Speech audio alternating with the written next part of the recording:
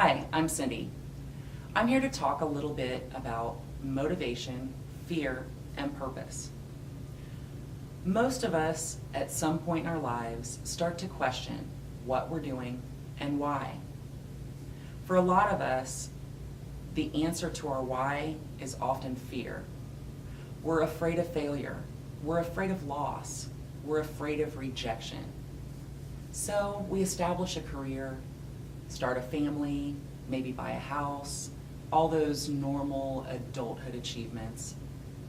But then we reach a point where something's just not working. We're stuck. You may have heard this referred to as a midlife crisis, but it doesn't have to occur in midlife. For some people, it happens sooner. For others, it never happens. But the events that usually trigger these kind of feelings do occur pretty often in midlife. For example, a failed marriage, empty nest, the loss of someone that you love. One day we wake up and start to wonder, is this all there is? These feelings can cause depression, stress, and anxiety. Some people deal with it by buying a motorcycle or running off to Mexico. Others just keep doing what they're doing, hoping if they just do it more, if they just do it better, then they'll be happy. I was in the first group. And even though the motorcycle was pretty cool, and it actually still is, I still found myself feeling stuck, purposeless, kind of lost. I can remember waking up sometimes in the morning, just laying there, thinking, why am I even getting up? Eventually, through a series of random events, or as I like to call them, God moments, I ended up back in school studying psychology of human relations. And over the course of time, my life started to change. I started to change. I found myself becoming less motivated by fear and more driven by purpose. Today, I'd like to share with you a few things that I found helpful in getting there. Let's start by talking a little about fear. If you've ever studied psychology, you've probably heard of Abraham Maslow and his hierarchy of needs. If you haven't, don't worry, I'm about to explain the basics. Basically, Maslow's theory is that we're all motivated by a series of needs, starting from the most basic and kind of evolving up the chain to higher levels. So we start with physiological needs, our very most basic needs: food, water, air. If you can't breathe, you're not thinking about too much else. So once those needs are met, or pretty well, we start to worry about safety and security. Is our health gonna stay good? Do we have enough money in the bank to pay the bills this month? Do we have a safe place to live? Once those needs are met, we get to level 3. And it's a big one. It's the need for love and belonging. We all have a need to feel loved, cared about, to feel like we belong. I remember a boss of mine years ago used to be really good. He'd get on the phone with a client who wasn't happy and just always managed to really calm them. And he'd get off the phone, I'd give him kind of a thumbs up, and he'd just say, you know, everybody just needs a little love. And that is so true. Unfortunately, there's a lot of people that really get stuck at this level. They're the ones who can't say no, the ones who avoid conflict, the people pleasers. But if you can move out of that level, you get to the next level, which is the need for esteem. We not only want to belong and be loved, but we also want to be respected. We want to be appreciated. We want to feel good about ourselves. If all of those other 4 needs are met, and you're really lucky, sometimes we move to the highest level, which is the need for self-realization, or self-actualization, I'm sorry. A little nervous here. Self-actualization is that point in life where we start to focus on being the best that we can be. Or as they say in the Army, be all you can be. So all that makes sense, right? The problem is every single one of those needs is rooted in fear. We're afraid of going hungry. We're afraid of going broke. We're afraid of loneliness and rejection. We're afraid of failure. We're afraid of not being good enough.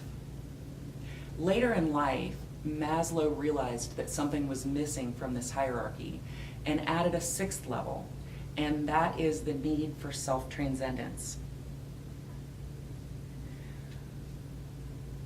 When we are motivated by self-transcendence, we're no longer motivated by fear. We're motivated by something bigger than ourselves, by altruism, by love. We're motivated by purpose. So how do we get there? Everyone's journey is a little bit different, but I'd like to share a few things that I learned along my journey, my continuing journey, that is. A big part of my transition from fear to purpose has been relationship. My relationship with myself, my relationship with others, and my relationship with God. And because love is such an important part of relationship, I'm going to be a little cheesy here and use that as an acronym, LOVE. So L is for letting go of fear, and that's a really, really hard one, and it's usually an ongoing process. Start by letting go of your past, all of your mistakes, your regrets, your resentments. Take the lessons, apply them to your life today, and move on. Let go of perfectionism. Psychologist Karen Horney used the term the tyranny of the shoulds to refer to that list of things in your head that is endless, that you should be doing or that you need to be doing or that everybody else is doing, the things that are going to make your life just perfect. The ones that really stress you out and make you nuts. Let them go. Let go of control. Now that's a scary one. Some things in life, yeah, we can control, but a lot of things we can't. And the sooner we can accept that fact, the more content we're going to be. The serenity prayer is one of my favorite go-tos when I'm really feeling the need for control. Grant me the serenity to accept the things I cannot change. In other words, control. The courage to change the things I can, and the wisdom to know the difference. And last, let go of all those preconceived ideas about yourself, about others, and about God. Which leads us to our next point. Now that we've let go of our old ways of seeing and thinking, we're ready to open up. O is for opening up to new ways of seeing and doing. Open your eyes to yourself, your true self. Examine your values, your beliefs. Take a good look at who you are.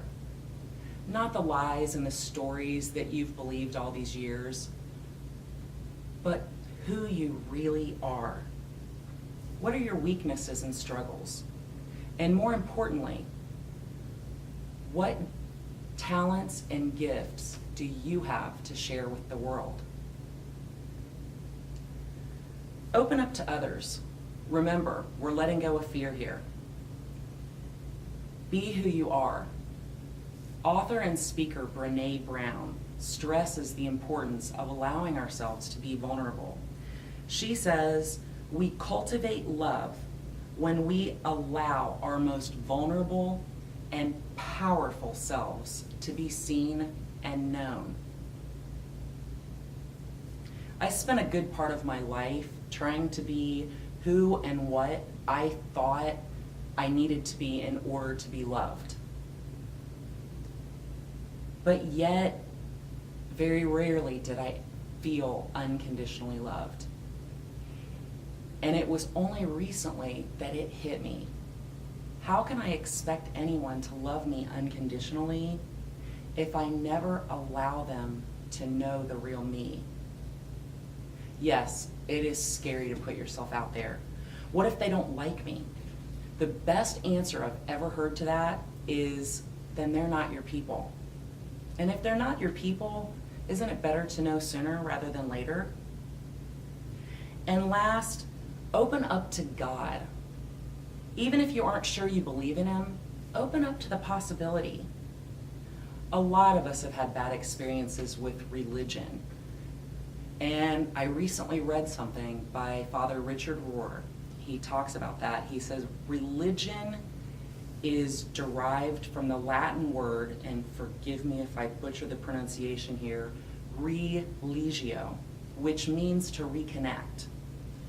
Father Rohr says, whatever reconnects our parts to the whole is an experience of God, whether we call it that or not.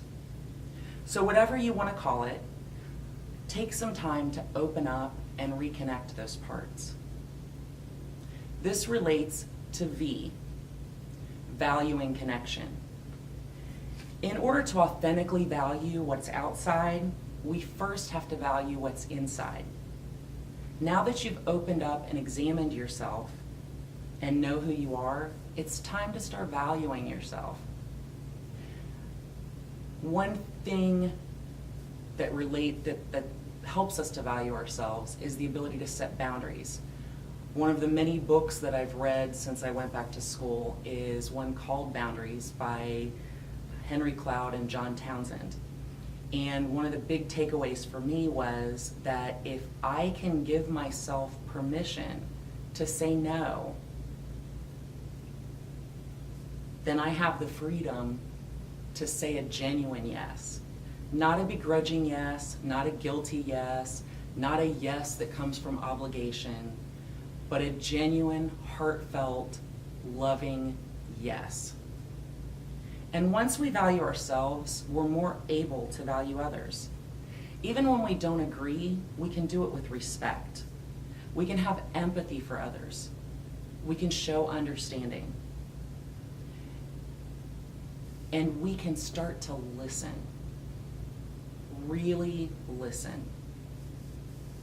Being present, absorbing what the other person has to say, not thinking about what you're going to say next, not looking at your phone, your watch, your computer, but being fully present and really hearing that other person.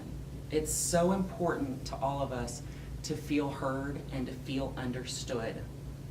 This is one of the most important gifts you can give another person, and it allows you to form a deeper connection than you ever could imagine.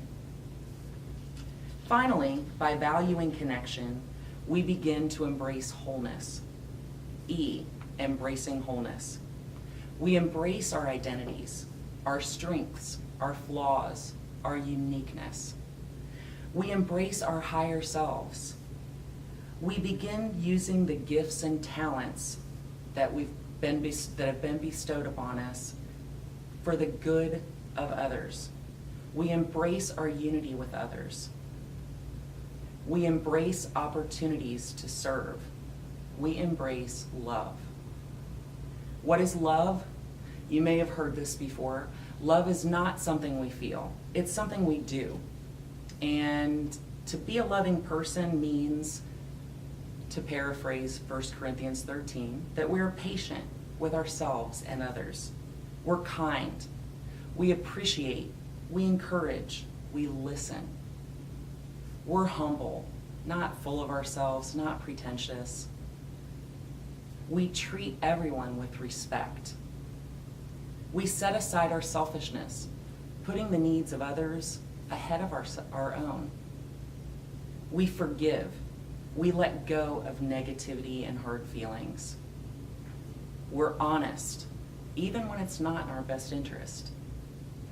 And we don't walk away from our commitments, even when the going gets tough. Letting go of fear, resentment, and preconceived notions allows us to open up to new ways of seeing and thinking. When we open ourselves up, we learn to value connection. And by valuing connection, we can begin to embrace wholeness. It's only from a place of wholeness that we can truly love and be loved. In the words of Brené Brown, love is a connection that can only be cultivated between two people when it exists within each one of them. We can only love others as much as we love ourselves. If purpose is a central life aim that directs our behavior and provides a sense of meaning, then a life of intentional love is a life of purpose. Thank you very much for listening.